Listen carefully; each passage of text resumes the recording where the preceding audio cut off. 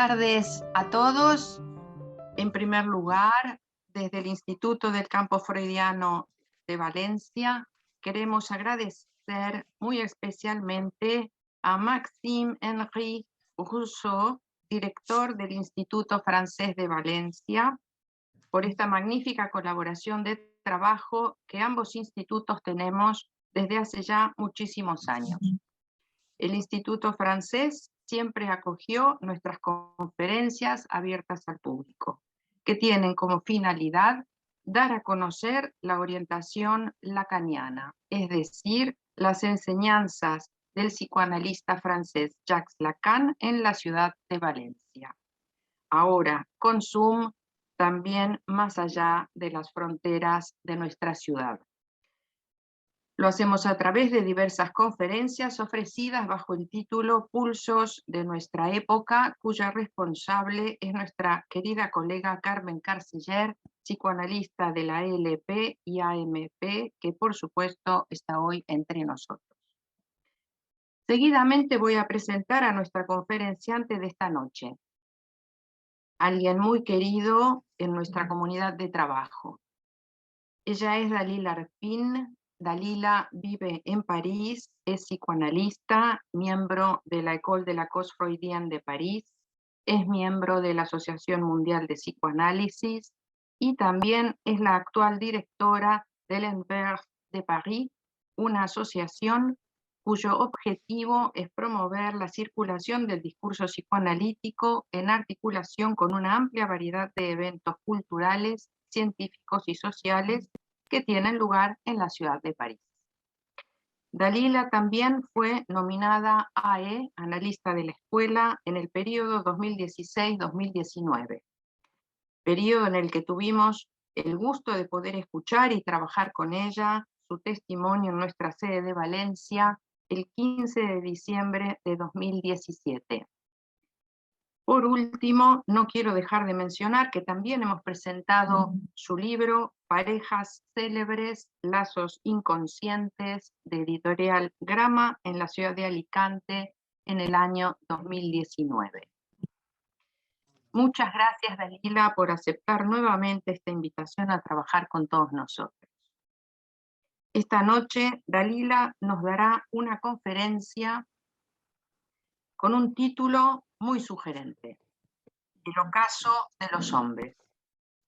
Un pulso de nuestra época sin duda, donde nos hablará del ocaso actual de la virilidad, el crepúsculo de los semblantes viriles, la fragilización de las figuras masculinas, recurriendo a interesantes y actuales ejemplos, pero sobre todo nos transmitirá la lectura psicoanalítica de ese ocaso y la orientación y solución que un psicoanálisis llevado hasta su término, tanto en hombres como en mujeres, hay que decirlo, puede aportar a este crepúsculo. Así que te paso la palabra, Dalila.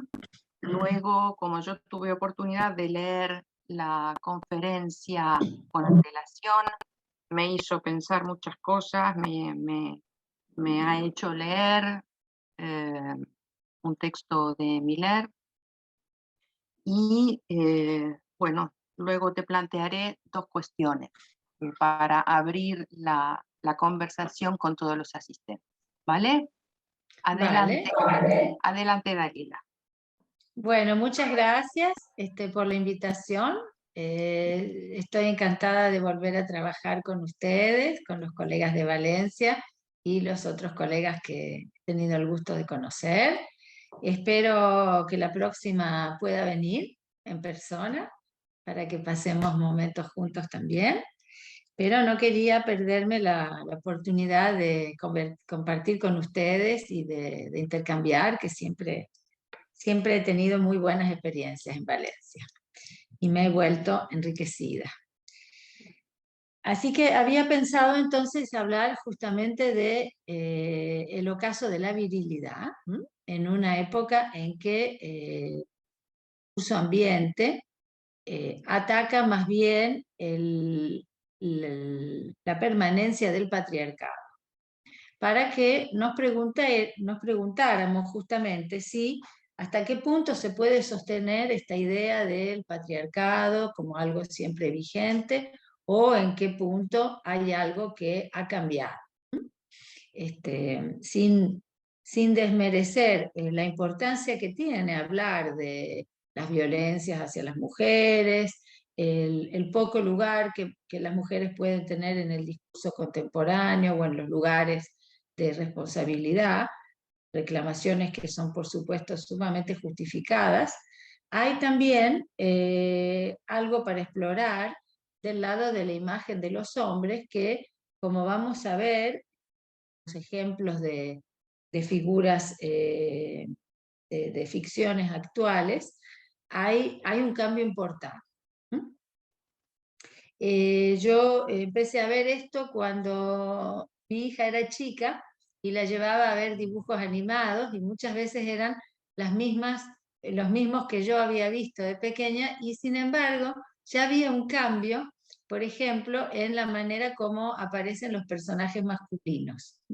Empecé a notar que, aunque hace unos 10, 12 años, ya las figuras masculinas, por ejemplo, en los dibujos animados, ahora aparecen como el pobre atolondrado que no encuentra la solución, el enfermizo, necesita que venga la heroína a decirle dónde está la solución porque él no la encuentra. O sea que ya hay algo de esto que me parece se había ido fisurando, ¿no? Y vamos a tratar de explorarlo de una manera más precisa. Si nosotros tomamos, por ejemplo, la noción de la función del padre, que Lacan ha llamado el nombre del padre para darle toda su función simbólica, nosotros podemos encontrar que al mismo tiempo que Lacan introduce la no inscripción de la función del padre, que él va a llamar forclusión, traduciendo el término freudiano de la Verwirkung, en la psicosis, entonces Lacan constata justamente que hay una precariedad del orden simbólico que sostiene al hombre moderno. Al mismo tiempo que él introduce este mecanismo de la psicosis, la forclusión del nombre del padre, se percata que hay una precariedad del orden simbólico también en nuestros días, digamos, ya en esa época, en los años 50. La principal consecuencia de esta decadencia en nuestras sociedades igualitarias es otra decadencia, que es la de la virilidad. En un volumen muy documentado, coordinado por dos historiadores, Georges Vigarello y Jean-Jacques Courtin, que se llama Historia de la virilidad, que tiene varios tomos, se puede leer justamente una demostración impecable del crepúsculo de los semblantes fálicos. En sociología, masculinidad designa las características físicas del hombre adulto en el sentido biológico, el comportamiento sexual del hombre, en particular su vigor y su capacidad a procrear. En este sentido, los caracteres morales del hombre, en tanto género sexual, le están asociados culturalmente. Como dice Courtin, para el sociólogo, así como para el historiador, la virilidad se conjuga en plural, ya que corresponde a construcciones sociales de los atributos fálicos. Es decir, no hay una virilidad, sino muchas maneras de encarnar el ser hombre. Esta consideración es tanto más actual en cuanto que asistimos a una fragilización de las figuras masculinas en producciones artísticas, literarias, cinematográficas. Entonces, como decía, dibujos animados, por ejemplo, ¿cómo se llama? Esta que tiene el pelo, Rapunzel es en alemán, la que tiene el pelo largo, rubio, que la tienen escondida. Igual, Rapunzel, sí. Rapunzel, exacto. En Rapunzel, entonces la joven ha sido raptada por una bruja que la ha criado en una torre y ella se escapa con la ayuda de su gran cabellera, y en una de las escapadas conoce un joven y que no encuentra ninguna solución, está aturdido. Es ella la que le tiene que decir cómo encontrar la solución para escaparse de lo de la bruja, que la tiene encerrada. Bueno, y esto es un ejemplo, pero en general es algo que se verifica en muchas historias. También en una novela rusa de Goncharov, que se llama Oblomov, y que habla de un aristócrata ruso, el señor Oblomov, se traza la decadencia de la aristocracia rusa y el final de la servidumbre en el siglo XIX. Al final del relato, el ballet que tiene Oblomov tiene un ballet, entonces él lo llama para todo, que le traiga las botas, lo tiene que vestir, le tiene que ir pasando todo para vestirse. Bueno, y Oblomov tiene justamente el problema de que no logra levantarse de la cama a la mañana. Es el relato de la fiaca por excelencia. Entonces cuando se levanta de la cama se pone el salto de cama y se acuesta en un diván, por ejemplo, ¿no? Entonces, bueno, después le van a pasar una serie de aventuras, pero lo que es interesante, entonces ya es la figura del aristócrata caído, y venido a menos, y que apenas tiene para pagarle al siervo y para vivir. Y al final del relato, cuando ya Oblomov no está más, el ballet busca un lugar porque ella no tiene más ese amo donde servir, y se encuentra con alguien y le dice: ¿y ahora dónde me voy a emplear yo? ¿A quién le voy a lustrar las botas? Y dice: ya no hay más amos. Actualmente podemos encontrar tentativas que se izan para restaurar los semblantes de capa caída, como vemos en las series contemporáneas, por ejemplo en Game of Thrones, o La Guerra de Tronos, o Vikingos. Cuando yo estuve la última vez, justamente varios de los colegas estaban siguiendo Guerra de Tronos, así que me imagino que van a poder cernir lo que les voy a comentar.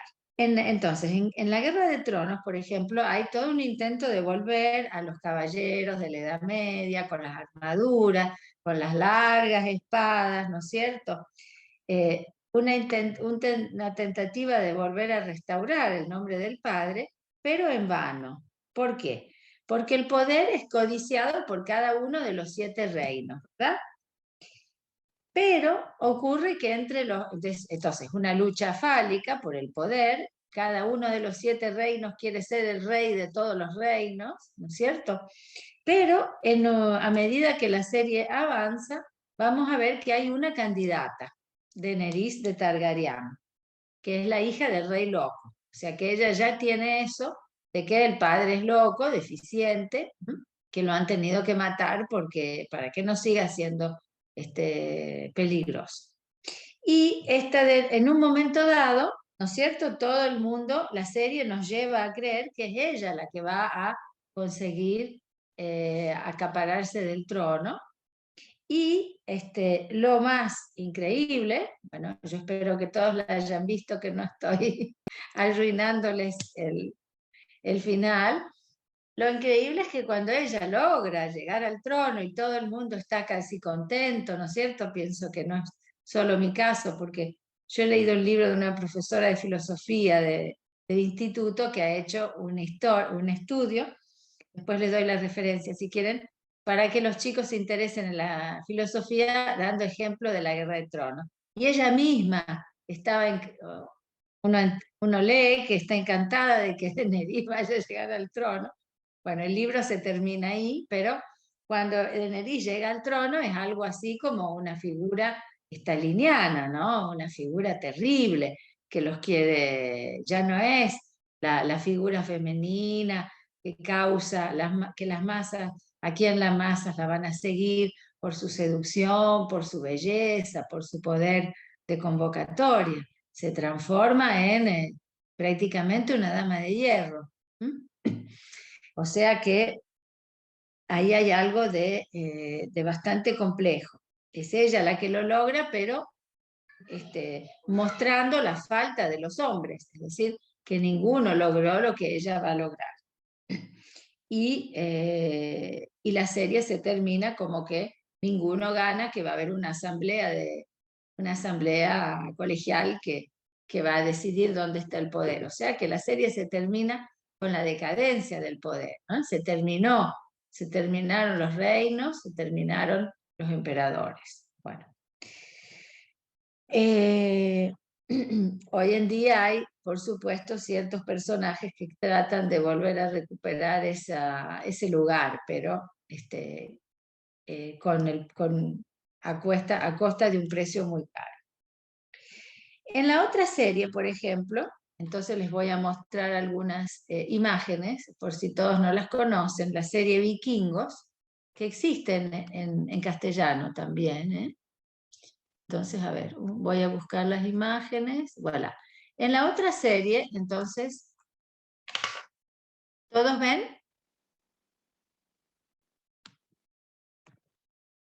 ¿Se ve la imagen? No, todavía no. Todavía no. Ah, bueno. A ver, voy a empezar con esta. A ver cómo. Ah, ustedes me siguen escuchando, ¿no? Sí. Sí. A ver. Ahí está. Entonces, el personaje central, el vikingo, ahora sí, ¿no? Sí. Sí, sí. Entonces, Ragnar Lodbrok, el personaje principal, es un personaje que puede ser, como vemos en la figura de la derecha, capaz de encarnar algo de lo masculino, de la fuerza, del liderazgo, pero también en la serie se ve mucho cómo él da cuenta de sus estados de ánimo, es alguien que se deja llevar por sus emociones, que se deja tentar, que no quiere ser el rey de todos los vikingos, que termina siéndolo, es un poco como un rey a pesar suyo, porque como él encarna algo justamente de una figura que nuclea a los otros, que lidera, entonces todos lo ponen en ese lugar, pero él en realidad no, él lo que quiere es ir a hacer expediciones hacia la parte oeste de Europa para conocer otras tierras, ¿no? Incluso él propone que se cambien los itinerarios habituales, porque los vikingos en un primer momento iban hacia el este a hacer pillajes y a traer esclavos, o sea, lo que serían ahora los países bálticos, y él propone que se vayan hacia el oeste para ir hacia Escocia, Inglaterra, Francia, etc., ¿no? Y todo eso en la serie lo vamos a ir viendo. Pero él no tiene el objetivo de gobernar ni de enriquecerse, sino de aprender. O sea que él quiere ir más lejos aún en ese aprendizaje. Él es el que encarna la inteligencia y en cambio tiene un hermano, que el hermano sí encarna la fuerza bruta. Que es el que pega y mata, pero también es una caricatura masculina. No es tampoco, las figuras masculinas no son las figuras, no son figuras ideales. Y hay un momento importante en esta serie donde él desaparece, no se sabe dónde está durante 5 años, y cuando él aparece de nuevo, vuelve a la aldea donde viven y exclama: ¿alguien quiere ser rey? Bueno, mátenme, y el que me mata, porque tenían esa ley, parece ser los vikingos, el que me mata puede ser rey. Ninguno se anima. O sea que es una demostración de la cobardía de todos los vikingos con la armadura. Finalmente ninguno se anima a matarlo, ¿no? O sea que hay una deficiencia importante de la masculinidad. Aunque en esta serie sea mucho cuestión de como hay siempre luchas con espadas y con hachas. Y en esta serie hay justamente un personaje femenino que es el de la mujer. Ahora, este personaje es legendario. Les aclaro que el personaje existe la leyenda de Ragnar Lodbrok, pero la serie está hecha hoy día. Y esta es la vikinga, ¿no es cierto? Lagertha, la mujer de Ragnar Lodbrok. Y ella también combate y tiene una espada y, y ella es muy valiente y siempre sobrevive a todas las luchas. E incluso ella sobrevive a 5 maridos, a unos cuantos amantes, mata a uno de los que era el amante, pero que ya sabe que la traiciona. ¿Ven? Hay una foto como se la ve realmente, además de ser una mujer hermosa y seductora, es aguerrida y valiente. Bueno, estos podrían ser simplemente 2 ejemplos, pero ocurre que he visto que hay otra serie que toma un poco, que sigue un poco, que se llama El Último Reino, The Last Kingdom, donde hay otra vez los vikingos, pero vistos desde el punto de vista de los ingleses, porque es la historia de Inglaterra. Y en esa serie realmente hay un personaje principal que es un sajón que lo han criado los vikingos, entonces está siempre, como se dice en francés, con la cola entre 2 sillas. No sabe si es vikingo o si es inglés, o sea que es no todo. No está ni de un, es como la mujer en la fórmula de la sexuación de Lacan, tiene un pie en un lado y un pie en el otro, y toda la serie tiene ese conflicto de lealtades. ¿Va a luchar con los vikingos o va a luchar con los sajones contra los vikingos? Bueno, y hay mucho de eso, y todas las mujeres son personajes prácticamente perfectos, es decir, el personaje ideal son las mujeres. Las mujeres tienen la cabeza bien puesta, ellas se les ocurren las soluciones, es bastante, incluso bastante revelador, pero queda un resto, que es que en general se hace el halago de las mujeres por la belleza física, que eso sí me parece que es un resto que queda en nuestras sociedades, ¿no? Por ejemplo, yo observando los programas de televisión acá en Francia, hay programas periodísticos donde se discuten a un cierto nivel y entonces incluyen periodistas mujeres que son muy bien formadas y muy inteligentes, pero son lindísimas, ¿no? En cambio, los hombres tienen el mismo nivel, discuten, no hay ningún problema, digamos, no hay desnivel en ese sentido, pero pueden ser feos. Digamos. Es un detalle, pero que me parece que habla de esto que ya Freud decía, que hay una cosa con la libidinización del cuerpo de la mujer que toma el relevo de la libidinización del órgano, ¿no es cierto? Cuando no se tiene el falo, se trata de serlo. Entonces, hay un resto de esto, me parece, todavía, porque no estamos en un momento de transición, pero bueno, hay algo de esto de que fenomenológicamente, sociológicamente, las mujeres avanzan, llegan a puestos que antes no podían tener. Incluso hay un libro que acaba de salir acá en Francia del sociólogo Emmanuel Todd, que ha provocado un cierto escándalo, por supuesto, en los círculos feministas, porque él dice, el título vendría a ser algo así como ¿y las mujeres en qué están? Y según sus investigaciones, que son investigaciones muy serias y, digamos, no es simplemente un ensayo, las mujeres logran mucha más presencia en la escena artística, literaria, intelectual en general.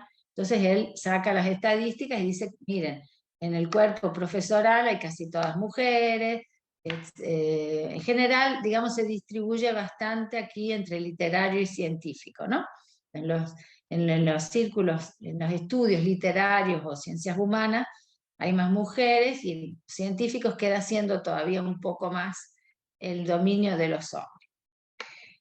Pero este Este estudio, digamos, habría dos peros que podríamos incluir. Uno es que este estudio, por supuesto, toma en cuenta el aspecto,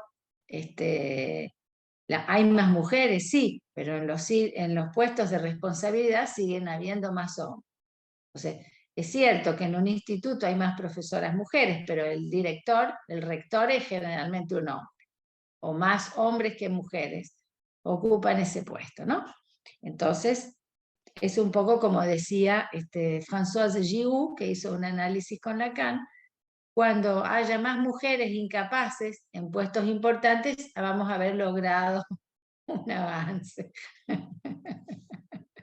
Bueno, acá en Francia tenemos algunos ejemplos ya de eso, pero no me gustaría pensar que es un buen signo. Hablo de los candidatos a la presidencia, de las candidatas a la presidencia. Bueno, en fin. Entonces, y la otra objeción que se le podría hacer al estudio de Manuel Todd es que, claro, fenomenológicamente hay más mujeres que hombres en ciertos círculos, pero no porque se sea, como decíamos, no porque se sea una mujer, alguien tiene una posición femenina o hombre tiene una posición masculina, ¿no? Por eso, el ejemplo más paradigmático de esto sería el de Margaret Thatcher, por ejemplo. Es que Margaret Thatcher estaba en una posición femenina. Tal vez podríamos decir que sí, en el sentido de que había algo de sin límites, ¿no? Reformar Inglaterra sin ninguna piedad. Poco es como una Medea, ¿no? Una figura de Medea. Esto podemos dejarlo para el debate. Si entonces examinamos esto desde el punto de vista psicoanalítico, vemos que al final del seminario de las formaciones del inconsciente, Lacan evoca un corto texto del filósofo Kojève sobre el libro de François Sagan, Buenos días, tristeza. Es el momento en que Lacan explica que la posición de Juanito es conforme al orden, ya que le interesan las chicas. Tiene una posición masculina, pero la ocupa de manera pasiva. Es, según Jacques Alain Miller, el paradigma del tipo de relación sexual de la posguerra. La lección que Kojève saca de Sagan es: el hombre no existe, dice Miller. El hombre, el masculino, no existe o no existe más. No hay más hombres. Nos encontramos en un mundo sin hombres. Señala que Kojève encuentra el signo de esta desvirilización en el hecho de que en la playa los hombres están desvestidos y se hacen mirar por las mujeres. Son los hombres que esperan que las mujeres les bajen los pantalones. Jacques Alain Miller recuerda que la decadencia de lo masculino no es pensable sin la decadencia del nombre del padre, como decíamos. La desaparición de lo viril es lo que queda en las fórmulas de la sexuación si se elimina la parte arriba a la izquierda, donde se ubica la figura del padre, de la horda, que en tanto excepción hace consistir el conjunto masculino. No queda sino la fórmula según la cual todos los hombres son iguales. Fuera el padre de la horda, que en tanto excepción hacía consistir la regla. O sea que es como si fuera lado masculino sin el padre de la horda. Es el universo de todos iguales. Podemos deducir entonces que esta desaparición conlleva la no consistencia del discurso masculino. Los ideales están puestos en cuestión, no suscitan más vocaciones. No hay más figuras que susciten la admiración. Es un poco lo que pasa generalmente en Francia, no sé en España, pero acá eligen un candidato y al otro día ya tiene todos los defectos. Al otro día ya lo bajan enseguida del pedestal. Bueno, ahora, esto, digamos, ha ocurrido en las elecciones anteriores, ahora estamos peor, no hay nadie para poner en un pedestal. O sea que va a terminar siendo un voto por eliminación. El menos peor, digamos, como se decía en Argentina. Lacan señalaba en uno de sus primeros textos, Los complejos familiares, que hay una decadencia de las imágenes paternas. Es a esta misma decadencia que le atribuye el nacimiento del psicoanálisis. Lacan diagnostica en 1938 otros autores como los que tienen la personalidad siempre carente, en cierta forma ausente, humillada, dividida o postiche del padre contemporáneo. Eso es lo que me hacía recordar Juan Jesús cuando decía que, me hacía acordar que en el año 71, una autora que se llama Esther Vilar ha escrito El varón domado. Seguramente muchos de los que están aquí, muchos y muchas, habrán escuchado, ¿no? La tesis de que en realidad las mujeres son las que atraen al hombre para dominarlo. Creo que hay algunas portadas del libro donde la mujer está con un látigo, el hombre en cuatro patas, del varón domado. Y esta mujer sostenía que en realidad los hombres son los esclavos de la sociedad contemporánea y que las mujeres los hacen, los dominan y después los hacen salir a trabajar para que ganen el dinero, mientras ellas se quedaban en la casa en los años 70. Y hoy en día esta señora, que ya debe tener como 80, en el año 2017 sacó otro libro que se llama Para una nueva virilidad, y hace un proceso al matriarcado floreciente disfrazado en patriarcado opresivo. O sea que ya ha evolucionado un poco, pero la idea es que hay que ir hacia algo más igualitario, porque las mujeres han hecho del hombre un esclavo que se vende a los patrones, al Estado, a la familia, para poder mantener su casa. Digamos que serían síntomas de que algo ha ido cambiando en esta imago masculina, como decía Lacan.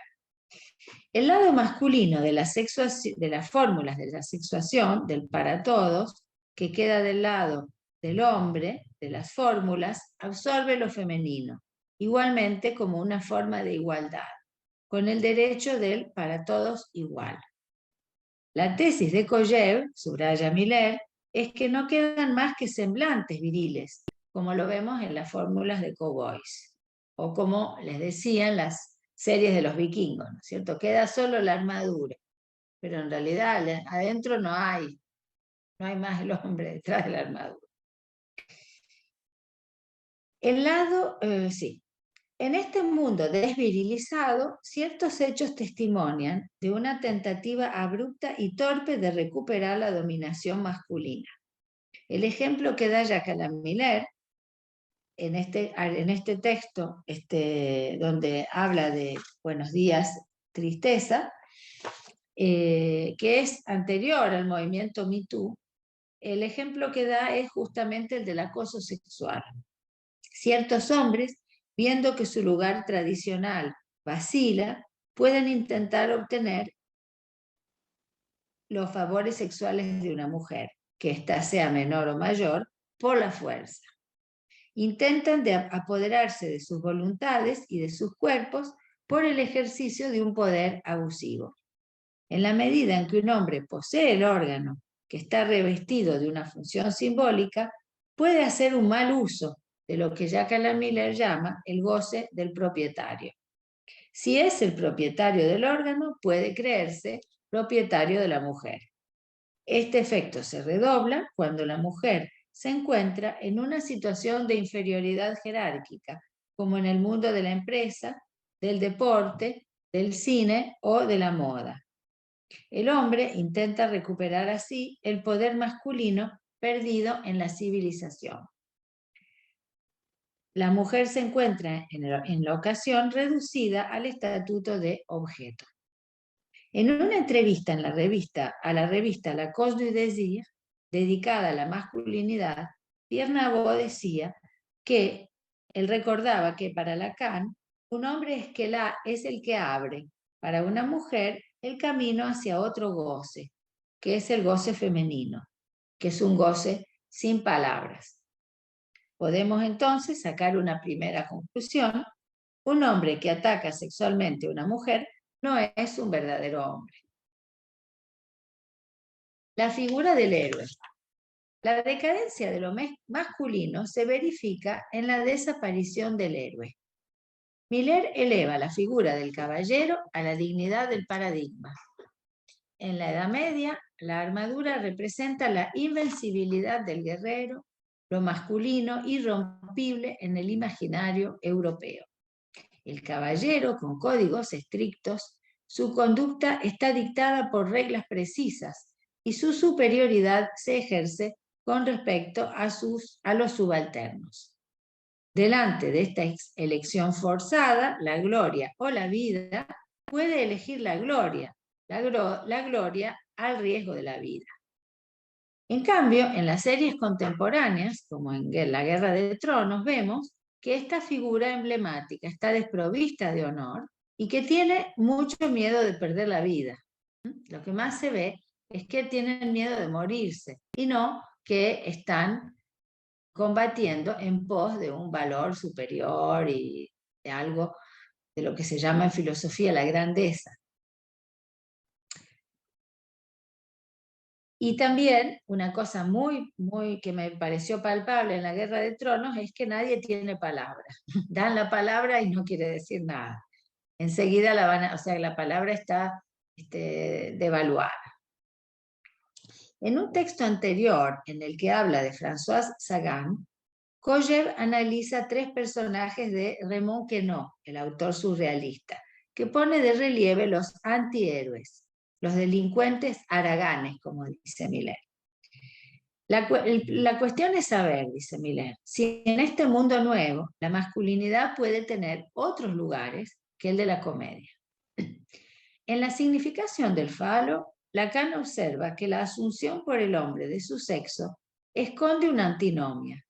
No asume los atributos sino bajo la amenaza de castración, incluso de una pérdida eventual. El valor fálico está siempre ligado a la vez a una exaltación, a una elevación, la Aufhebung de Freud, y al mismo tiempo a un desprecio, un rebajamiento.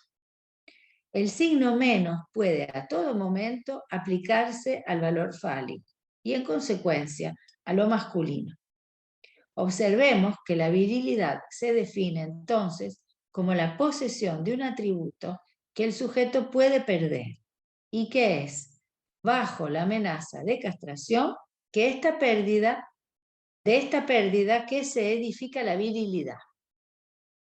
Por consiguiente, la masculinidad es siempre susceptible de perderse. En el seminario El síntoma, Lacan indica que el hombre está abarrotado del falo, o incluso afligido. El falo sería un peso, una aflicción. Esta amenaza de castración, por un lado, y abarrotamiento por la posesión del otro, el goce fálico es siempre entonces insuficiente o en demasía. Un nuevo horizonte se despeja entonces para el hombre en mal de virilidad. Si el falo es el significante que uniformiza a los hombres del lado del para todos igual, la decadencia del falo puede indicar, en cambio, una posibilidad de hacer con la caída de ese semblante, una ventana que se abre para la singularidad del síntoma. El camino de un análisis puede entonces permitir a los hombres asumir el rasgo que para cada uno lo vuelve singular y lo separa entonces de la tropa.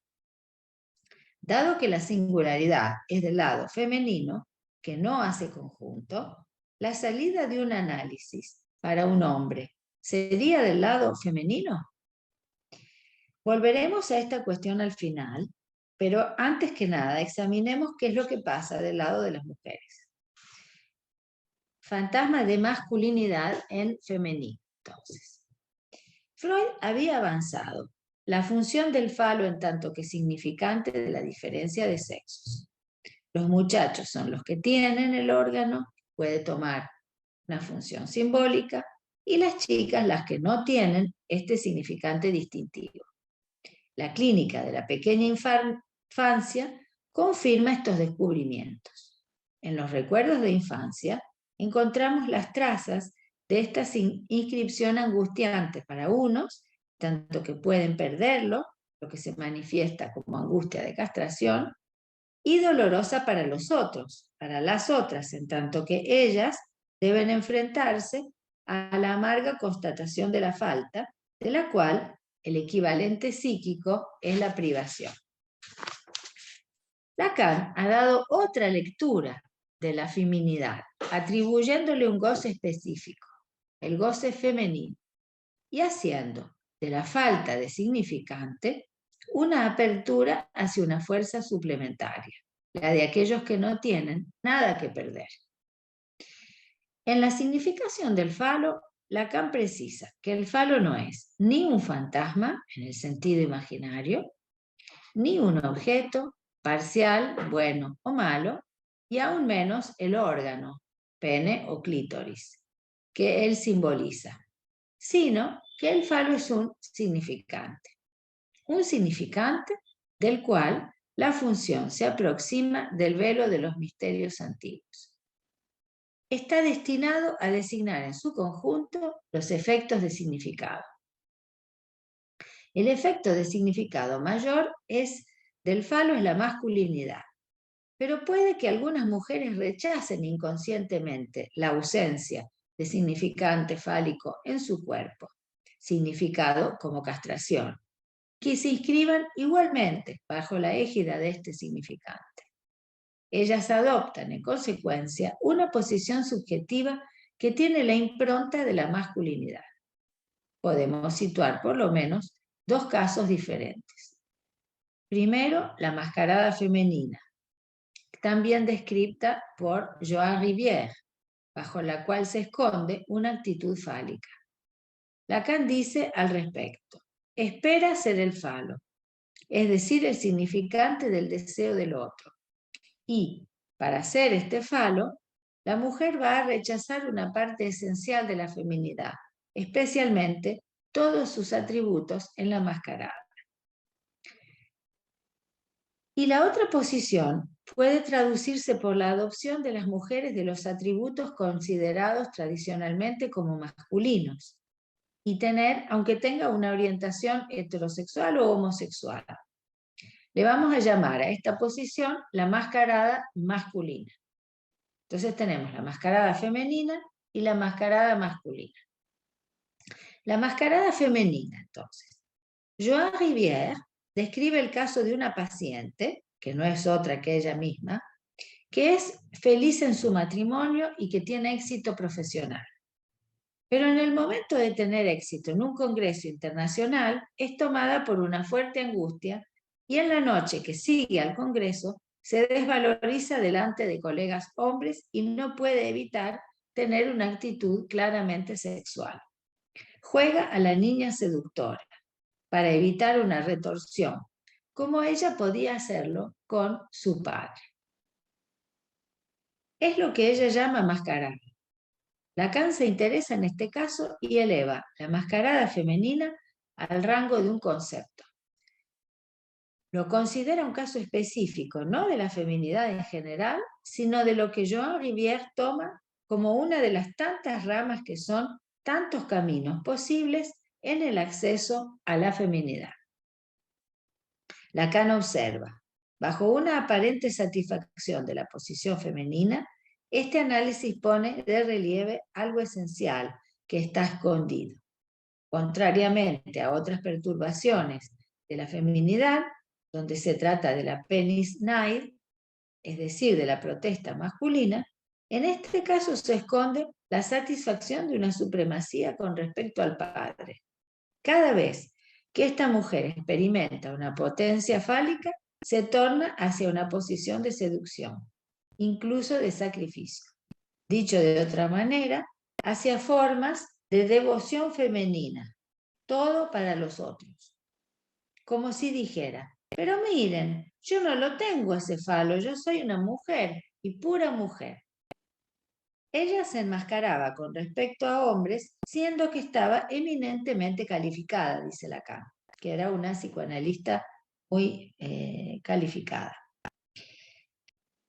Esta psicoanalista destacada analiza este síntoma como el indicio de su incomodidad a situarse en la norma fálica, especialmente en la competencia con los colegas hombres.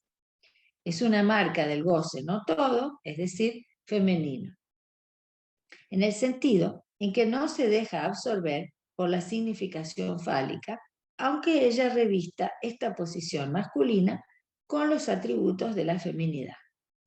Su posición fálica está entonces velada. Este caso muestra que el desvelamiento de la posición masculina de una mujer puede acompañarse de angustia. Y en segundo lugar, la mascarada masculina. Numerosas son las figuras de la mujer soldado, de la marimacho, de la machona, y nosotros podemos seguir encontrando ejemplos de esto en la serie que decíamos. Por ejemplo, en la Guerra de Tronos tenemos el personaje de Brienne de Tarth y de Arya Stark. Dos mujeres, una adulta, otra adolescente, que a lo largo de la serie toman las armas y lo hacen excelentemente. La primera se propone como caballero andante al servicio de una dama, y la otra trata de diferenciarse de una hermana demasiado femenina, que borda, a la que le piden la mano para casarse. Señalemos que la actriz que interpreta a Brienne de Tarth ha también actuado como capitana en Star Wars. En Vikingos, como vimos, está el personaje de Lagertha, la primera mujer de Ragnar, que se distingue por su arte de manipular la espada y la agilidad en el combate. Ella va hasta violar al rey de Noruega. Lo viola ella, cuando lo hace prisionero. Y sobrevive a varios maridos y amantes, convirtiéndose en reina de Noruega. En estos casos, la posición fálica está a cielo abierto. El sujeto se ubica sin dificultad del lado del para todos de las fórmulas de la sexuación. Sin embargo, la posición femenina no se resume a los caracteres secundarios y podemos entrever el carácter ilimitado de la posición femenina y su goce en la conducta decidida de estos personajes que no retroceden ante nada para obtener sus fines. En ese sentido serían femeninas. En este segundo caso, el de la mascarada masculina, encontramos tanto posiciones heterosexuales como homosexuales.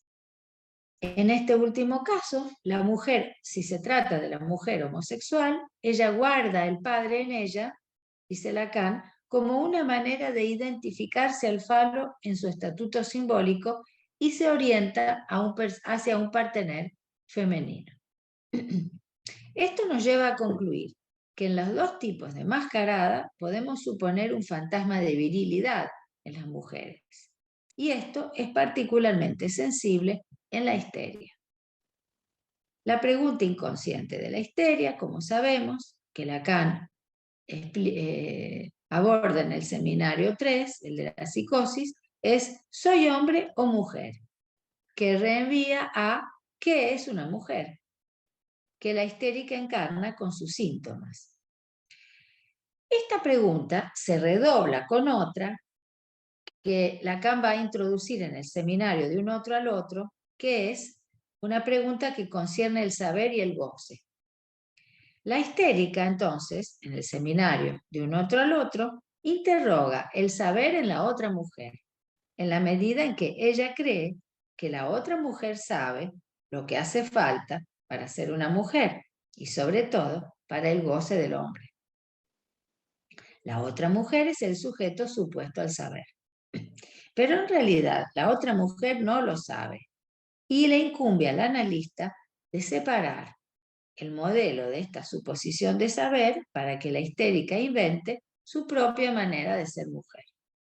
Las mujeres no forman un conjunto, sino que son diferentes una por una. Dicho de otra manera, desde Freud, que se orienta en relación al órgano y su valor simbólico, Lo femenino es rechazado tanto por hombres como por mujeres. Para los primeros, en tanto que lo femenino toma la significación de la castración, y para las segundas, en tanto que toma el aspecto de la privación. Con Lacan se puede dar un paso más en este sentido. Es la confrontación al goce femenino, aquel que no tiene límites, que confronta al sujeto con un exceso que lo sobrepasa, lo que es fuente de este rechazo. Y que hace que también, tanto hombres como mujeres, rechacen lo femenino. Esto me parece muy importante ponerlo de relieve, porque no es solo que los hombres rechazan lo femenino y que las mujeres están muy a gusto con esto. Es también un problema, como nosotros podemos encontrar en la clínica, para una mujer aceptar ser mujer. Y en la historia, esto por supuesto que se ha visto como, cuando por ejemplo, cuando se proponía el voto femenino, había mujeres que estaban en contra. En el acto Alondra dicho, Lacan habla justamente de la tendencia homo del ser hablante, lo cual debe entenderse como el evitamiento de lo heteros. Esto nos lleva a interrogar el atravesamiento de los fantasmas de virilidad al final del análisis, tanto en hombres como en mujeres. Destinos de la masculinidad al final del análisis. En la última parte de Análisis terminable e interminable, Freud declina el fin de análisis en los dos casos. Y dice que del lado femenino, el final está ligado a la penisneid, o nostalgia de tener el pene. El órgano masculino que toma, como sabemos, la función de la función de simbolizar la diferencia sexual. Este punto es fuente de depresión, dice Freud, y resiste a la acción de la cura. Podemos considerarlo como un resto sintomático. Del lado masculino, el final del análisis toca la rebelión contra la pasividad inducida por otro hombre. Freud lo llama rechazo de la feminidad y dice que un hombre se eriza cuando otro intenta dominarlo. Es decir, la virilidad se apoya en la aspiración, en el esfuerzo de no entregarse, de no dejarse castrar por otro hombre. La clínica masculina es rica en ejemplos de este punto. Esta tarde un analizante me decía que para él el problema es, él tiene una profesión que lo lleva a ser competitivo.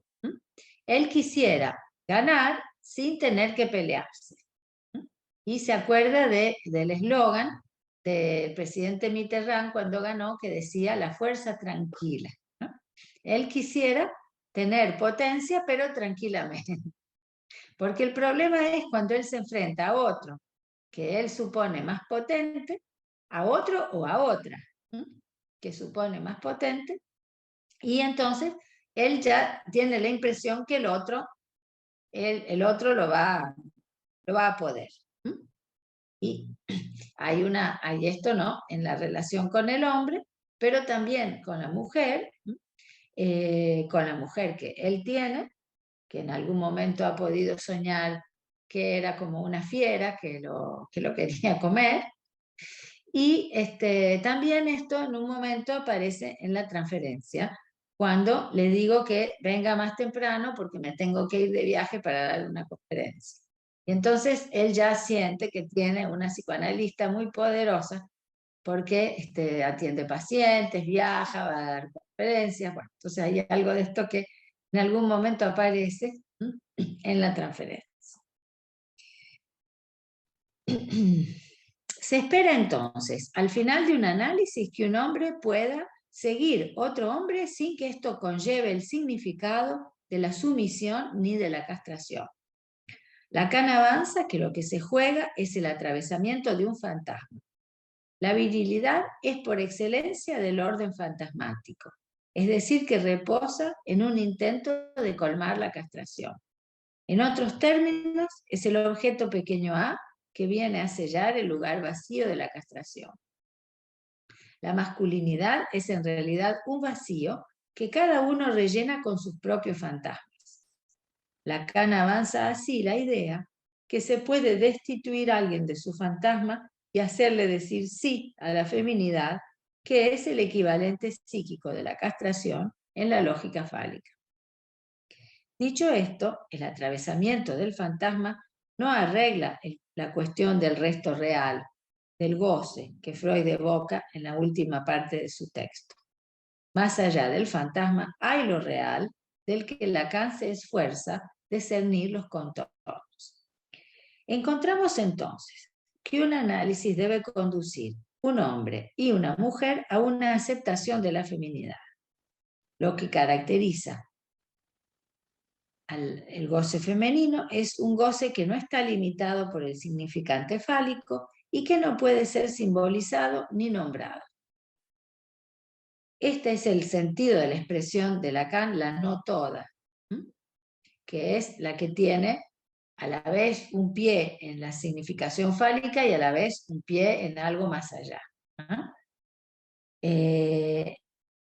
Porque cuando la mujer tiene los dos pies del lado femenino es terrible. Ese es el ejemplo de Medea, de personajes que realmente pueden ir muy, muy lejos y ser temidos. Y esto también es lo que quiere decir no toda, es decir, más allá del todo. No quiere decir un poco, no quiere decir, por ejemplo, no toda, no quiere decir que le falta un poco. Tiene que ser algo que va más allá del todo.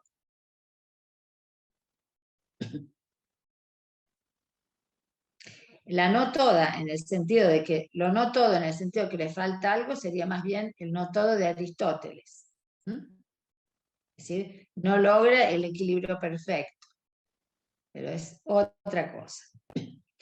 Estamos entonces hablando de lo femenino en un sentido muy general, desprovisto de los atributos secundarios. El goce femenino indica lo más singular para cada uno. Y es en este sentido que un análisis lacaniano tiene por horizonte la feminidad en el ser hablante. Y ustedes saben que en el final de su enseñanza, Lacan va a hacer del goce femenino el modelo del goce en general. O sea que la idea es que aceptar la singularidad, la particularidad, es una manera de feminizarse. Es una dirección que va más allá del Edipo, hacia el goce que se aloja en el síntoma. Esta satisfacción es del orden de lo incurable, pero es susceptible de transformaciones. De ahí la nueva denominación del síntoma que Lacan introduce, síntoma, con una H, que sería poder recuperar eso del síntoma que permite hacer algo con él. El sujeto, el goce despejado por un análisis, es singular para cada uno. Y cada uno encuentra su propia manera de hacer con eso, en el lazo social y en la vida personal. El sujeto se despega de figuras parentales y deja de querer colmatar la falla en el otro con sus síntomas. En las mujeres, una por una, se trata de desasirse del anclaje fálico que las lleva a hacer el hombre, sobre todo en la histeria, para acceder a otra posición, alivianada de la voluntad de dominar lo real y abierta a la contingencia del encuentro.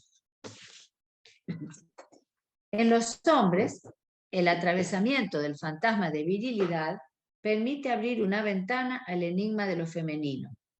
Una de las maneras en que este fantasma se manifiesta es la posición sacrificial, masoquista de ciertos obsesivos, ya que el goce del sacrificio es otra manera de negar la castración. Es decir, el que se sacrifica lo puede todo. Siempre puede. Le piden ayuda y él siempre está ahí. Necesitan a alguien que que ayude, arregle un desperfecto, él siempre puede, aunque le cueste.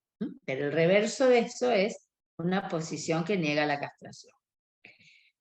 El sujeto no está más concernido por la castración y puede finalmente decir sí a la feminidad, ya sea en sí mismo, ya sea en el partener. Es la caída del ideal de la virilidad que le permite afirmarse más aún en una posición deseante. El final de un análisis en un hombre pasa así por otra relación con los semblantes viriles. El sujeto puede prescindir de ellos a condición de servirse de ellos. Bueno, yo voy a dejar acá para que podamos conversar e intercambiar. Muchas gracias, Dalila.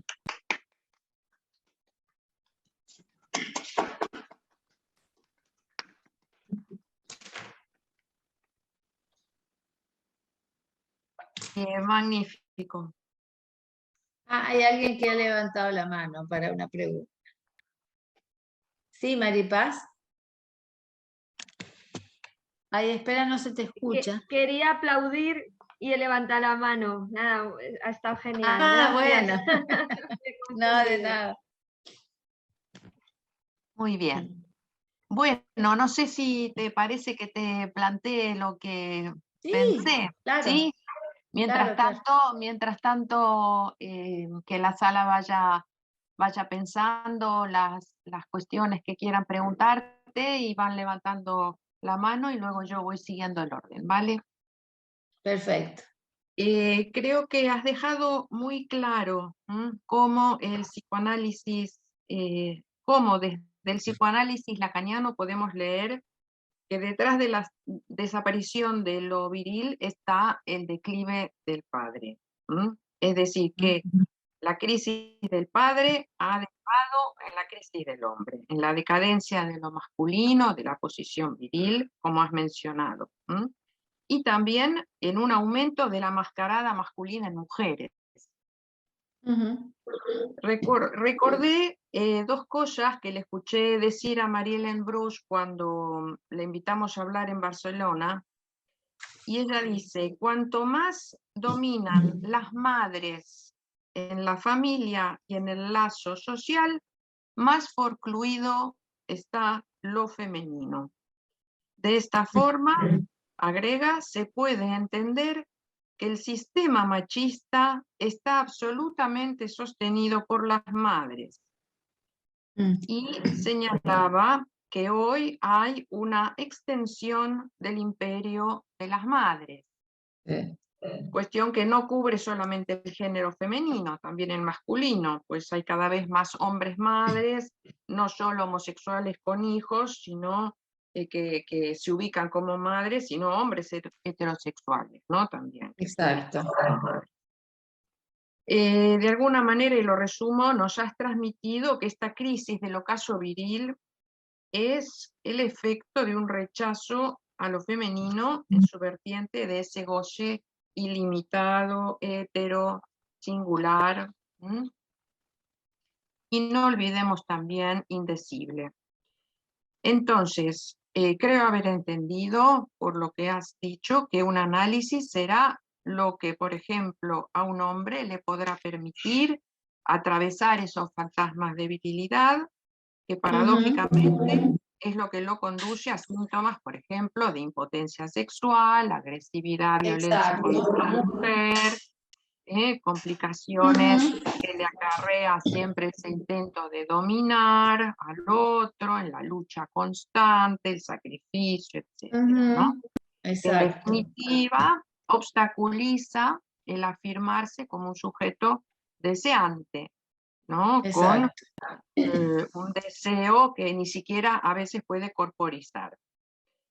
Y por supuesto las dificultades con el amor. Entonces, me ha parecido muy clarificador que al final de tu conferencia, creo que no se trata de creernos que un análisis va a barrer con los semblantes viriles, sino que en todo caso, y dime si lo consideras así o no, se trataría de vaciarlos del sentido viril fantasmático taponante. Taponante del deseo o de una mayor flexibilidad al encuentro hétero, contingente, a lo nuevo, a un nuevo amor incluso. Un encuentro con lo femenino en el mismo y en otra. Con lo cual... Decía un vaciar análisis- los semblantes masculinos del sentido.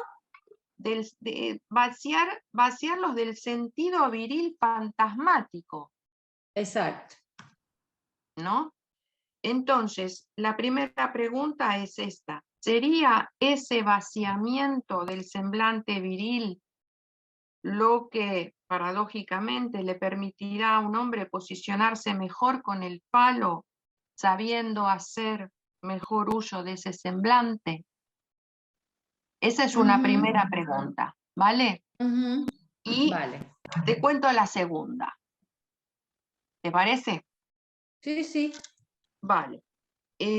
Nos has hablado de la caída del nombre del padre, de la decadencia del mundo simbólico, de las figuras de autoridad, ¿no? Recordé la conferencia de Miller de Comandatúa, donde él habla que vamos hacia una civilización inmoral. Y bueno, no pude dejar de pensar en cuando tú mencionabas este ejemplo del ballet de Oblomov, ¿no? Donde ya no hay amos, pensaba en cómo el discurso del amo que antes orientaba quedó capturado por el discurso capitalista, donde lo imposible justamente está elidido, al mejor estilo del anuncio de las zapatillas Nike que dicen nothing is impossible. Nada es imposible. Y entonces, en esta línea de pensamiento, me pregunto lo siguiente. ¿Cómo pensar hoy el ocaso de los hombres con la figura de, que creo que lo mencionaste con Koyev, o lo leí por ahí en las lecturas que hice, Sí. de la virilidad fascista? El hombre absoluto que vemos emerger en cargos políticos de máxima importancia. Todos hemos visto al Putin del Botox, al Putin del torso desnudo, al Putin cazador, al mejor estilo del rey emérito, o más bien huido español, al Putin pescando el gran pez, a Trump forcejeando al mandatario de turno cuando le da la mano, en un intento de demostración de fuerza bruta, de dominio sin velo, no sé, ¿no? ¿Cómo pensar el ocaso de los hombres que has explicado tan claramente? Por un lado, con esos sujetos actuales, personajes como Oblomov, pero encerrados en sus cuartos con un ordenador, una computadora, viendo series e intentando ligar por internet. Exacto. Es decir, hombres que a los que ni siquiera se les pueden bajar los pantalones, ¿no? Eso. Ni No hay siquiera son nada que Juanitos, encontrar. ni siquiera son Juanitos. Vale.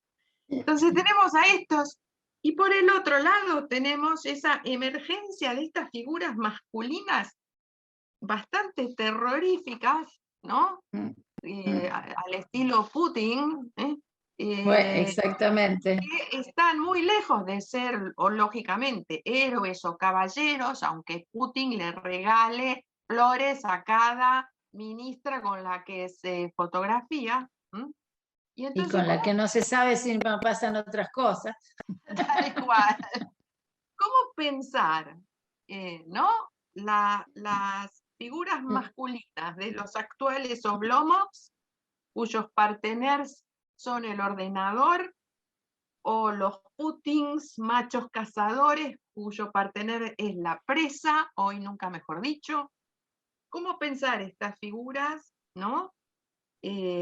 Son mostraciones de dominación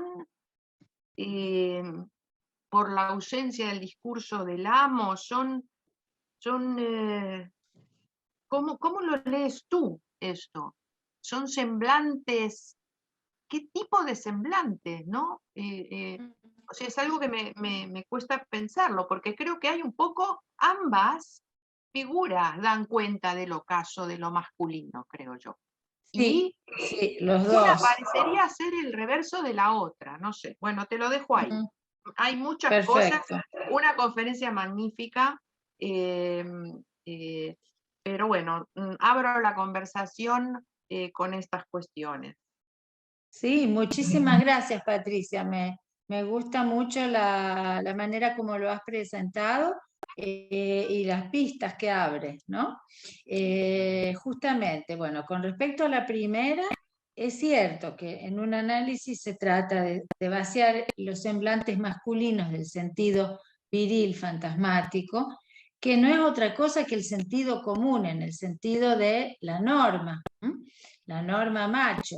Era el congreso que tuvimos acá el año pasado.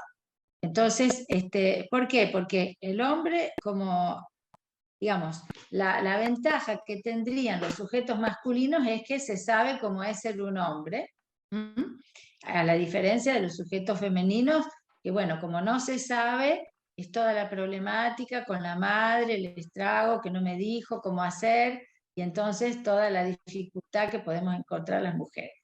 Pero por el lado masculino, si bien se sabe al hacer como los otros. Es decir, lo que los hombres creen que saben, como ser un hombre, es someterse a la norma. Y entonces encontramos todas las patologías de no gana tanto como el amigo, tiene menos trabajo que el hermano. El hombre siempre se está midiendo con el otro para ver si él es o no suficientemente hombre, y este es el sentido, digamos, viril fantasmático más común. Pues cada uno tiene, por supuesto, un sentido viril singular, pero de lo que se trata es justamente también de separar al sujeto de la norma, y esto no está desligado de la figura del padre, porque justamente es la demostración en la clínica que la decadencia del nombre del padre induce una decadencia en la virilidad. Hay toda una dificultad que podemos encontrar en los analizantes hombres con respecto a la figura del padre. Cuando el padre es, entonces cuando el padre es el padre ideal, que tiene la vida ideal y que ha hecho una trayectoria impecable que no podrá ser sobrepasada, y también hay el sujeto que es el hijo del padre humillado, como un caso que tengo con una persona que viene por un síntoma sexual y donde el padre es un padre humillado, humillado por la madre, como él no puede despegarse de este sentido. Un hombre es un hombre humillado. Y la contrapartida de eso es, las mujeres son fálicas, las mujeres son poderosas. Y otro que me dijo que como tengo muchos libros, le daba miedo que supiera tantas cosas. Bueno, menos mal que me han analizado y que no me las creo. Pero me parece, sí, justamente que se trata de eso, de vaciar el sentido viril fantasmático y el que cada uno le ha dado a ser hombre. Es que ser hombre es ser rico, ser hombre es el que sabe más que todos, puede ser por el lado también del poder. Entonces, un análisis justamente va a vaciar estos semblantes, no para desecharlos completamente, pero para servirse de ellos sin estar ni aplastado por los semblantes, ni confundirse con ellos. Porque también esta es la dificultad. Que esto a lo mejor es lo que vamos a explorar en las próximas jornadas acá. que se llaman soy lo que digo. Bueno, no hay que confundirse con lo que uno es, porque como Miller lo explica muy bien en el ultimísimo Lacan, el ser y la existencia son dos cosas distintas. Entonces, el ser un hombre, para ser hombre tengo que ser esto y ser lo otro, por ejemplo, para ser hombre tengo que ser rico, tener mucho dinero, sería una manera de quedarse en los espejismos del ser, de perderse en los espejismos del ser. Y el ser es algo muy, muy, muy lábil. Hoy soy esto, mañana soy lo otro. Hoy soy rico, mañana puedo perderlo todo. Entonces, ¿dónde está el ser? Y Miller explica muy bien que al final de la enseñanza de Lacan es más bien la cuestión de la existencia lo que interesa, es decir, a qué real responde la existencia de cada uno. Entonces, lo que vamos a encontrar en un análisis, hombres y mujeres, cuando despejemos todos los espejismos de los semblantes viriles o no viriles, es justamente a qué goce responde la existencia de cada uno, a qué real responde la existencia de cada uno, un poco lo que vamos a ver también mañana, cuál es la causa de la existencia, sería. Y la otra pregunta también, muy interesante, porque justamente tú planteas estas dos figuras masculinas actuales, el hombre la virilidad fascista, y esto me hace pensar en el trabajo de una historiadora francesa que se llama Diane Ducret, no sé si existe en español, ella ha hecho 2 volúmenes de Mujeres de dictador. Y ella ha analizado las mujeres que han estado con dictadores. Yo les voy a ver si se los muestro.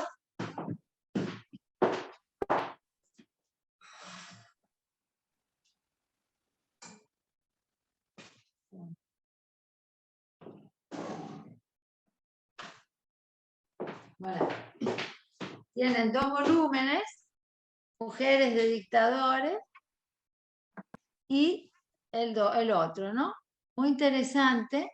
Y hay justamente, por ejemplo, entonces está Stalin, Hitler, Mussolini, y es exactamente lo mismo que tú vienes de decir con Putin.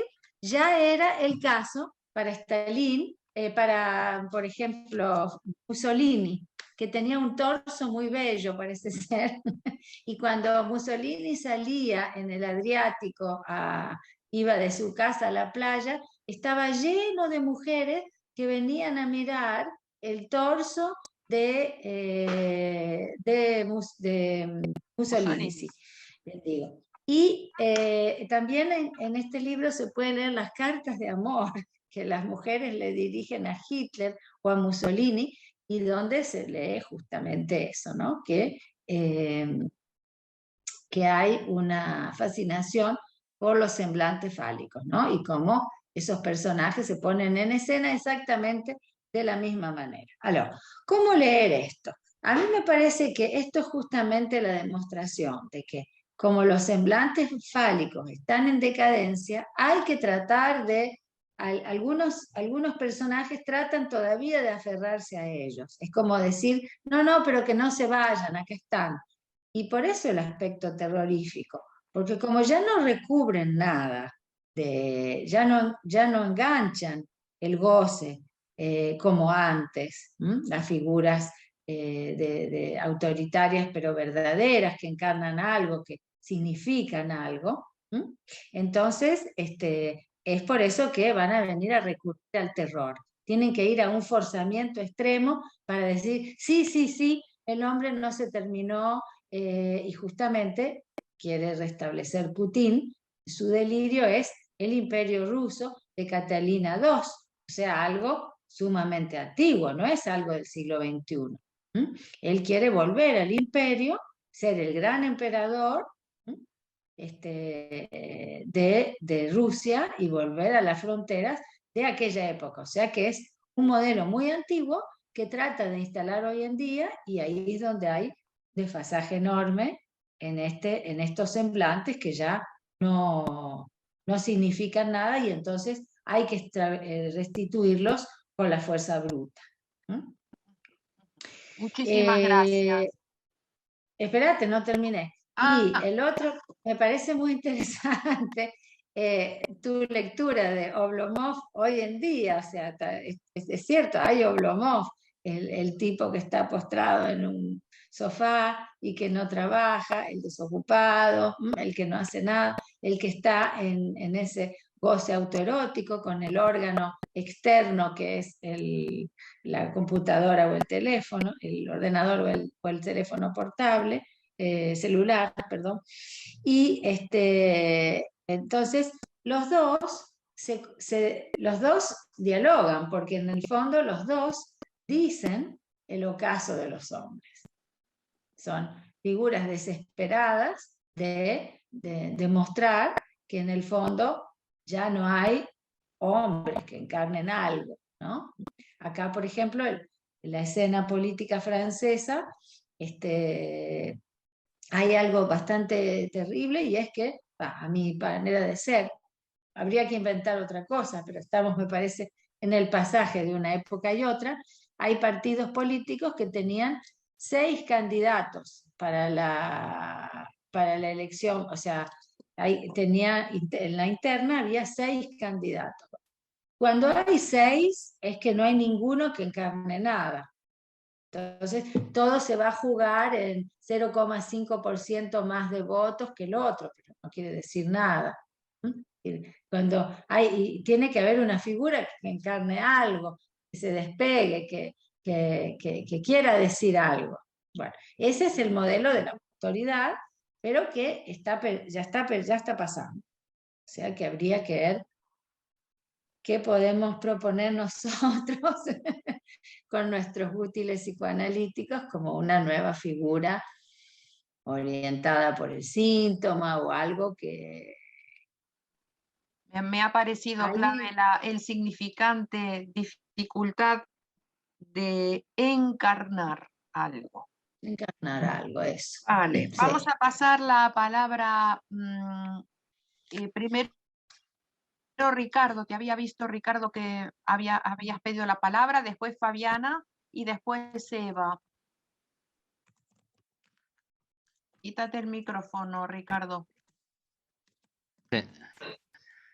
Vale, bueno, muchas gracias, Dalila, por la conferencia, ¿no? Es un hilo, ¿no? Un hilo que nos ha llevado por el tema de que se trataba hoy. Entonces yo me he detenido un poco en una frase de Lacan que no conocía, que es cuando dice: un hombre es el que abre para una mujer su acceso al otro goce. No sé si la digo bien, pero no la... Sí. Entonces...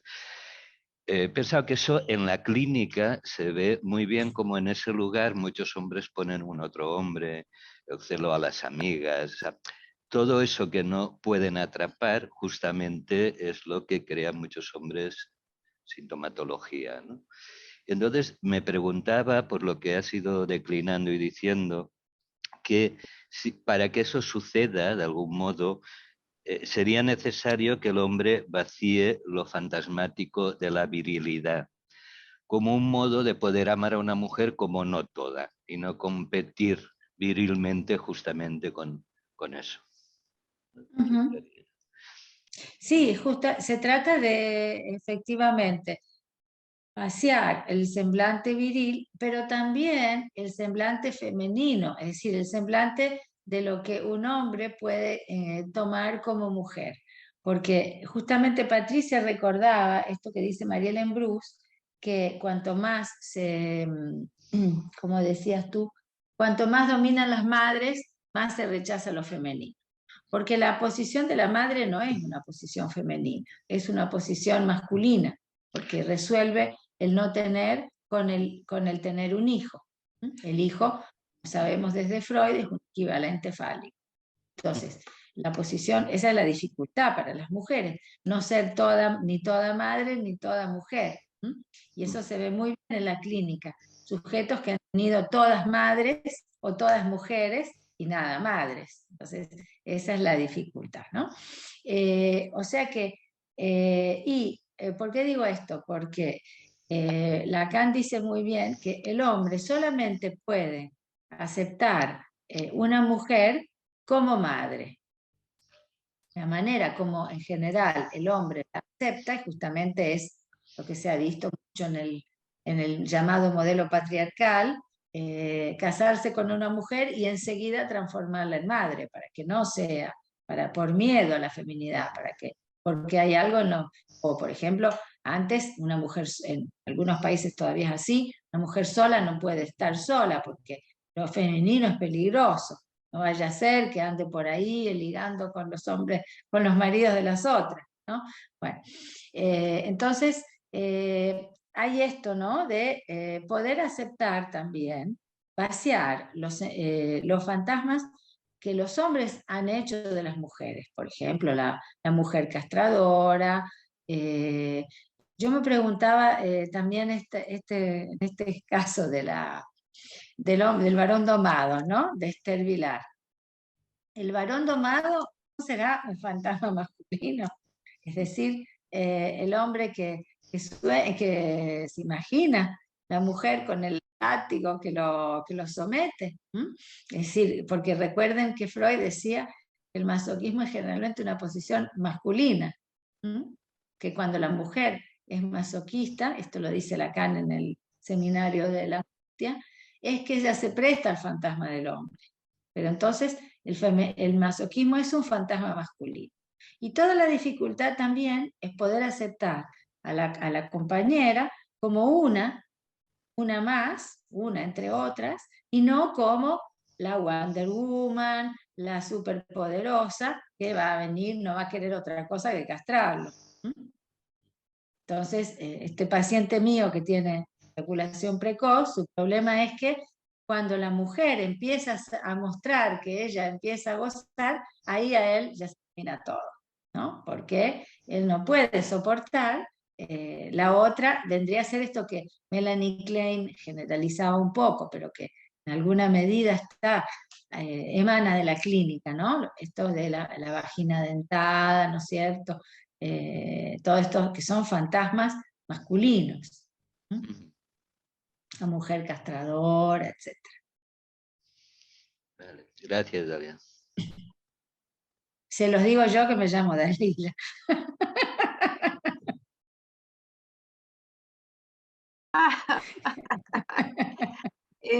Fabiana. Sí. Bueno, muchas gracias, Dalila, por la conferencia. Yo tengo una pregunta que no sé si es un poco inocente o despistada, pero igual la quiero hacer, porque claro, hablas de el ocaso de los hombres, ¿no? Y entonces me preguntaba, ¿cuándo podríamos situar el despertar o el amanecer de la virilidad? ¿En qué momento, digamos? Si tiene que ver con el pater familia, si el hombre como padre o en el mito, no sé, era un poco pensarlo Sí, por ahí. es una excelente pregunta. No te prives nunca de hacer preguntas, porque las mejores preguntas son las preguntas inocentes y despistadas, porque salen de la pista y porque justamente nos hacen volver a los fundamentos. Esto se puede ver muy claramente en el caso Juanito, donde él y Lacan lo analiza muy bien en el seminario de la relación de objeto. Cuando él está Juanito es muy feliz cuando él hace de alguna manera pareja con la madre. Es decir, la madre lo invita a que venga a la cama, es el hijo preferido de su mamá, tiene todas las atenciones, los mimos de su madre y no hay ningún problema. ¿Cuándo empiezan los problemas para Juanito? Cuando él se da cuenta que ese pequeño hace pipí que tiene es pequeñito y no va a poder hacer nada con eso. ¿Y cuándo pasa eso?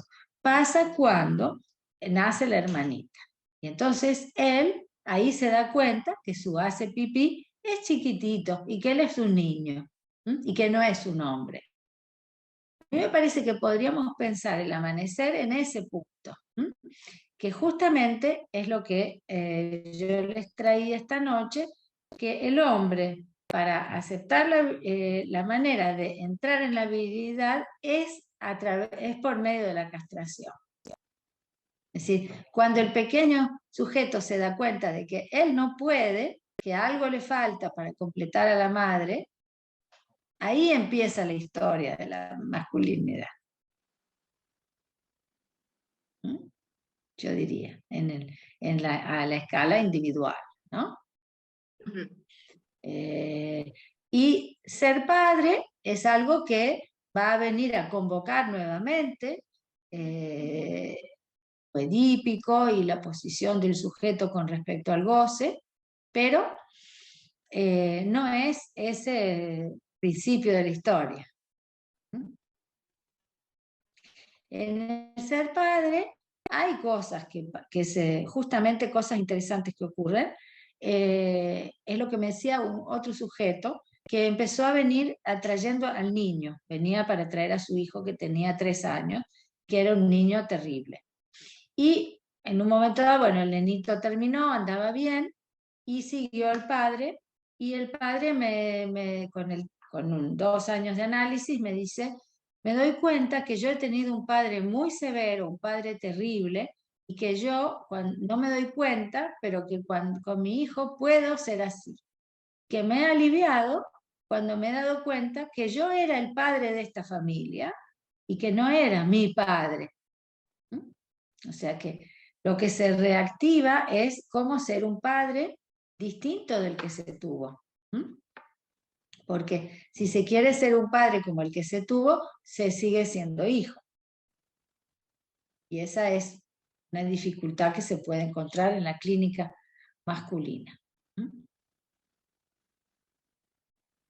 Gracias, Fabiana. Eva Gracias. Pérez.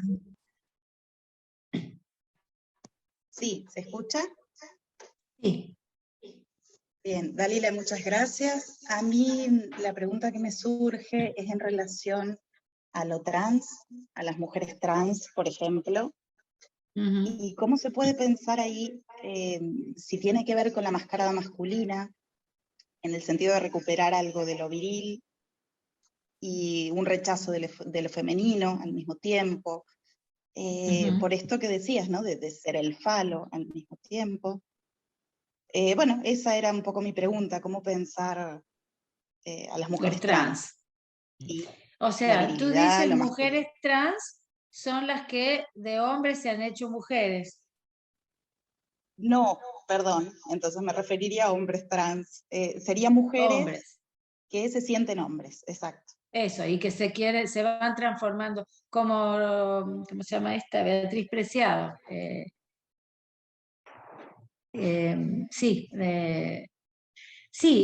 Mujeres entonces que van transformando su cuerpo para transformarse en hombres. Exacto. Sí, yo pienso que ya eso es ya dar un paso más, porque en los trans yo no hablaría simplemente de semblantes, porque se trata de modificar el cuerpo en lo real, operándose para los hombres, tomando hormonas masculinas para las mujeres, bueno, y los otros también toman hormonas femeninas. O sea, se trata de introducir un real en el cuerpo, de modificar lo real del cuerpo, o sea que ya eso va más allá del simple semblante. En la mascarada masculina, como yo la he llamado para oponerla a la otra, se trata de, con muchos matices, pero no siempre se trata, aunque sea una mujer homosexual, no es alguien que dice yo no soy mujer, soy un hombre. En cambio el trans es el que quiere directamente pasar del otro lado. Y entonces ahí también se verifica esto de soy lo que digo. Como digo que soy un hombre, soy un hombre. Me tienen que llamar con nombre de hombre y considerar como un hombre. O sea que en el trans a mí me parece que ya se va más allá por esto, porque se modifica en lo real. No es solo una cuestión de mascarada. Aunque en las historias de los trans, en general hay un primer momento en que se visten de hombre o de mujer como un primer paso hacia. Pero en general en algún momento van a querer empezar a modificar el cuerpo. Y el último paso es el de la modificación de la identidad del estado civil, o sea, cambiar el documento de identidad. O sea que va mucho más lejos. En general, son casos, no se puede generalizar nunca, ¿no es cierto?, en psicoanálisis, pero en algunos casos se verifica un desabonamiento del inconsciente y de la significación fálica. Y en ese punto, una última pregunta que se me ocurre ahora, también Sí. el saber acerca de qué es ser un hombre puede estar del lado más del enigma, puede ser. Claro, en realidad es un enigma, porque si le retiramos las soluciones prêt-à-porter, como se dice en francés, que da la cultura, cada uno tiene que encontrar su manera. Y es decir que nos acercamos también de la lógica femenina, que es un... Gracias. Muchas gracias. Bueno. Oscar. De nada. Oscar, te escuchamos. Sí, hola. Es que estuve yendo y viniendo haciendo un poco de hombre porque a buscar a mi hija arreglé la caldera también. Bueno, muchas gracias, Dalila, por la conferencia. Hay alguna parte que no pude escuchar con precisión.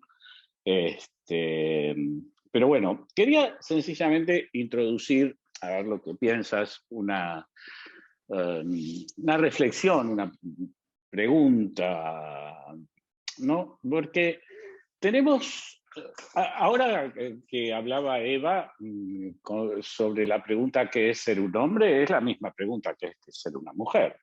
O sea, Sí, no hay finalmente. una diferencia. Un hombre que se pregunta qué es ser un hombre tiene la misma lógica de aquel que se pregunta, o de aquella que se pregunta qué es ser una mujer, ¿no? Hay un innombrable ahí en relación al ser, y que cuando eso queda desplazado, me parece que lo has explicado con mucha precisión, la diferencia entre el ser y la existencia, ¿no? Ese desplazamiento del ser que de alguna manera decanta la experiencia analítica. Cuando se puede también. Y al hilo de esto, del cuando se puede, me venía el sintagma de vaciar los semblantes de la virilidad, ¿no? Vos decías vaciar los semblantes de la virilidad, lo dijo Patricia también, lo volvieron a repetir, e inclusive vaciar el semblante de feminización también de un hombre, vaciar el semblante femenino. Me pregunto, ¿no? Es compleja la cuestión porque cuando el semblante de virilidad, por decir así, sostenido en un fantasma, cualquiera sea, se produce una extracción del objeto que estaba sosteniendo, digamos, el aparato fantasmático y el acceso al goce propiamente dicho, siempre se produce un efecto de feminización, pero también se produce un efecto de caída del deseo, digamos. Vaciar el semblante de la feminidad tiene como, o en las secuencias clínicas en donde uno puede verificar que se produce un vaciamiento del semblante de la virilidad, se percibe también una retracción del orden del deseo, ¿no? Del orden del deseo sexual y del deseo en términos un poco más generales, ¿no? Hay que esperar un tiempo para ver cómo se realoja o se reabsorbe ese encuentro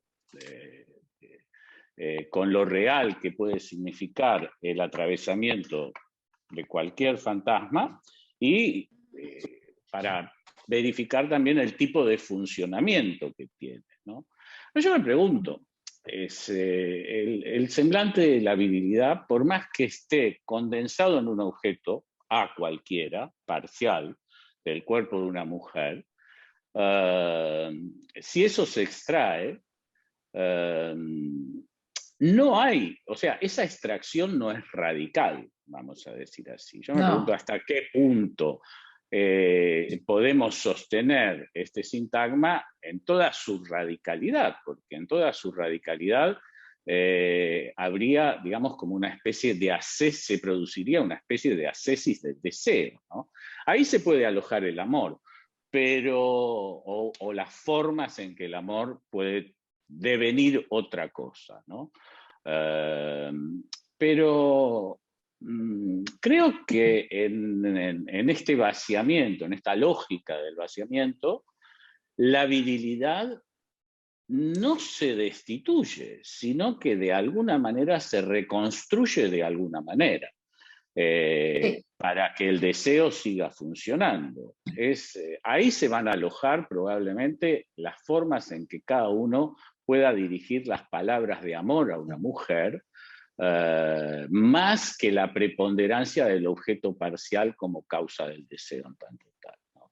O sea, es interesante poder pensar la secuencia de qué efectos produce el vaciamiento de la virilidad y cómo la virilidad vuelve a encarnarse, por decir así, de otra manera, porque tal como Patricia lo decía y tú lo decías en la contemporaneidad, con esta, digamos, decadencia de cualquier semblante, todo semblante está agujereado, efectivamente, hay un forzamiento del lado de los personajes, digamos, que quisieran encarnar la virilidad perdida, por decir así, a nivel del discurso.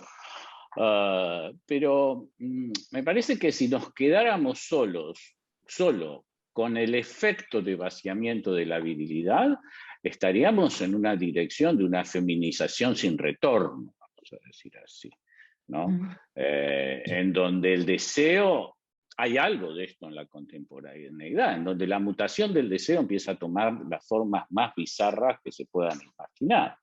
Es decir, al mismo tiempo de que el vaciamiento es una alienación por intermedio del fantasma, su extracción, es decir, su vaciamiento, requiere de una reconstrucción de la virilidad que inclusive puede estar anudada al ser mismo del sujeto, o a la existencia, si quieres, misma del sujeto, a nivel de su funcionamiento para lo que un hombre pueda encarnar una mujer, ¿no? Porque si no se produciría una destitución del deseo que la vemos de alguna manera, como esta debilidad del deseo en los hombres. Ese efecto, habría que diferenciar el efecto del discurso que desviriliza, digamos, del efecto analítico que produce un vaciamiento de los semblantes de la vida, ¿no? Porque si no diferenciamos eso, encontramos que la desvirilización es un efecto más bien siniestro, ¿no? Y aparte, creo que de alguna manera los semblantes, si uno es incauto del semblante, el semblante sirve también, digamos. Sirve para la aproximación al goce, para que el horror que pueda despertar el goce de una mujer pueda sostenerse, digamos, de otra manera y no le pase como a tu paciente, que en la medida en que ve los signos del goce de una mujer, se produce o la detumescencia o la eyaculación precoz, ¿no? Entonces, me parece interesante poder diferenciar efectos de desvirilización o de caída de los semblantes o de vaciamiento de los semblantes de la virilidad como efectos del discurso en tanto tal, y el reverso como efectos analíticos que reconstruyen una virilidad a partir de un funcionamiento, pero que no queda destituida esa virilidad, me parece. Era la reflexión que me venía a partir de estos últimos intercambios, porque se corre el riesgo justamente de empujar a una clínica de la desvirilización, vamos a decir, como si fuera un bien en sí mismo, pero hay una reconstrucción de la desvirilización, por decir así. Y hay una nueva forma de virilidad, ¿no? Un poco más feminizada, no lo sé, digamos. No, decíamos, ¿sabés qué? No sé si ese punto lo escuchaste, no feminizado en el sentido de los caracteres sexuales secundarios, sino feminizado en el sentido de lo más singular de cada uno. En ese sentido, sí, en el sentido en que en el ultimísimo Lacan, Miller plantea que el goce femenino es el modelo del goce en general, en el sentido de que va a lo más singular de cada uno. Y por eso justamente diferenciábamos el destino de la virilidad en un análisis del destino de la virilidad en el discurso contemporáneo. También Pero hablabas de saber del nuevo uso de los semblantes, digamos. Claro. Sí, es cierto, es decir, más en el sentido del síntoma. Encontrar una nueva, vaciar del sentido para darle otro sentido, es decir, el sentido el sentido gozado de cada uno. Es decir, vaciado más bien de lo imaginario, de las significaciones imaginarias. Pero me parece bien que recalques esta diferencia para que no se confunda, justamente, que desde el psicoanálisis casi que el ocaso de los hombres puede ser una buena ocasión para renacer de otra manera, digamos. Algo así, ¿no? Algo así. Sí, porque el discurso muestra justamente los efectos de la desvirilización,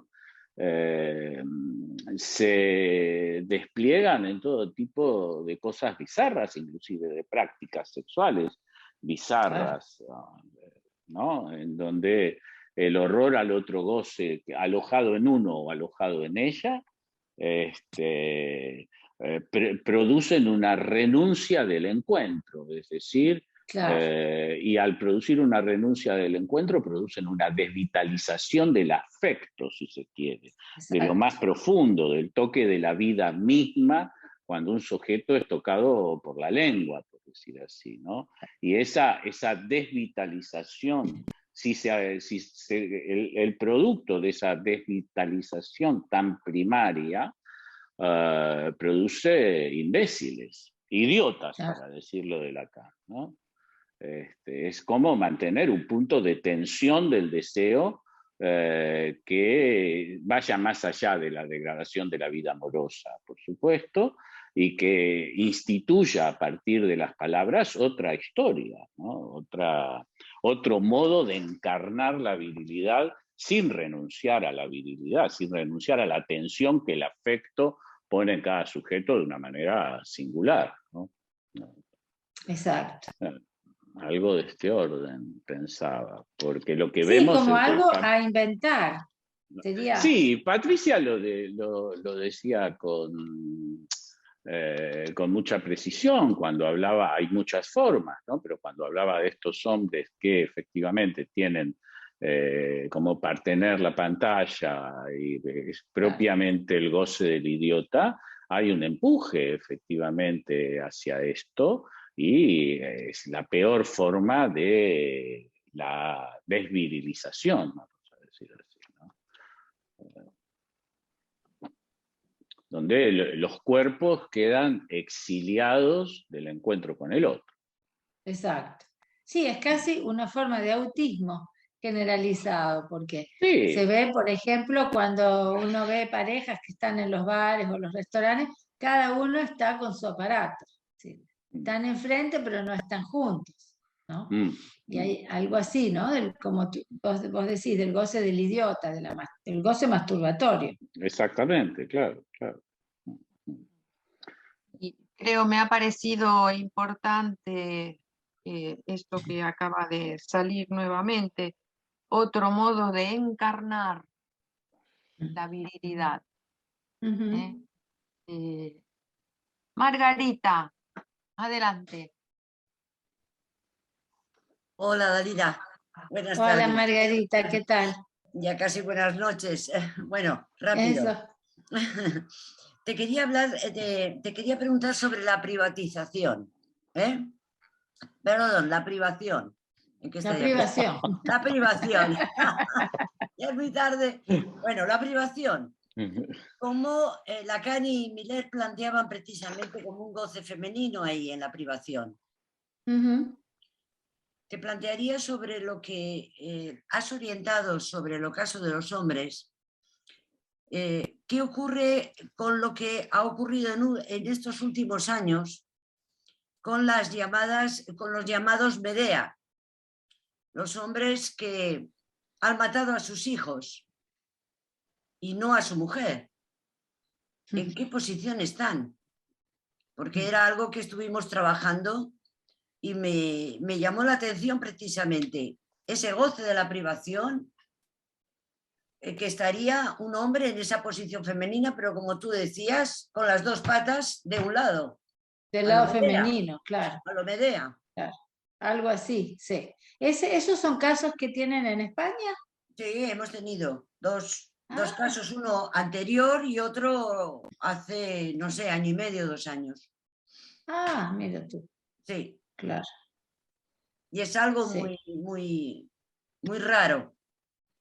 Sí, en todo caso es más frecuente Sí, las madres que matan a los hijos. O, sí. Acá en Francia había el caso de una francesa, pero que vivía en Corea, que daba a luz sola en su casa y después los ponía a los bebés en el congelador. Digamos que es que en muchas mujeres hay, digamos, el paso de la Medea, pero también desde la psicosis, como ahora estabas diciendo, por ejemplo, ¿no? Sí. Pero en los hombres no parecía tanto, era más bien que preponderaba ahí la venganza, diría. Claro. No sé, o será un prejuicio que tenemos sobre que la mujer sí que entraría dentro de la privación, las Medeas dentro de la privación, con respecto a la venganza, en un goce ya femenino de la privación. En los hombres lo veo más raro, no lo veo tanto de ese lado del goce privativo. Sí, pero tampoco digamos desde la que psicosis, se podría ver, yo no conozco esos casos, ¿no es cierto? Habría que estudiarlos, porque, digamos, no se puede generalizar así. Pero es en el sentido del sin límites. Es decir, está claro. un hombre que estaría en posición totalmente femenina si él va sin límites, como que no tiene nada que perder. Sí. En ese sentido, ¿no? Porque el goce propio al hombre es el goce del propietario. Pero esto no excluye que haya mujeres que también estén en esta posición. Sí, sí, claro. Como decíamos, sí. Pero sí, sería, digamos, si hubiera que pensar un hombre totalmente en posición femenina, sería alguien que no tiene nada que perder. A lo mejor podríamos pensar los trans así. Porque los trans, porque ir a querer cortarse el órgano, siendo que normalmente es la angustia más grande que le puede ocurrir a un hombre, ir a pedir que se lo corten, ya es ir, me parece a mí, más allá de una frontera cortante, en la lógica masculina. Entonces, en ese sentido, pienso que habría que ver, pero se puede pensar así. Gracias. Después los trans no son todos iguales. Bueno, hay que tomarlos uno por uno. Muchísimas gracias, Dalila. Hemos pasado 2 horas fantásticas contigo. Yo también con ustedes. Mañana más. Muchas gracias por siempre. sus aportes. Como siempre, con Dalila la pasamos bien. Tenés que venir, ¿eh? Sí, la próxima vengo, prometido. La próxima. Prometido. Un aplauso, por favor, a Dalila y nos vemos mañana. Un abrazo a ustedes también, un aplauso.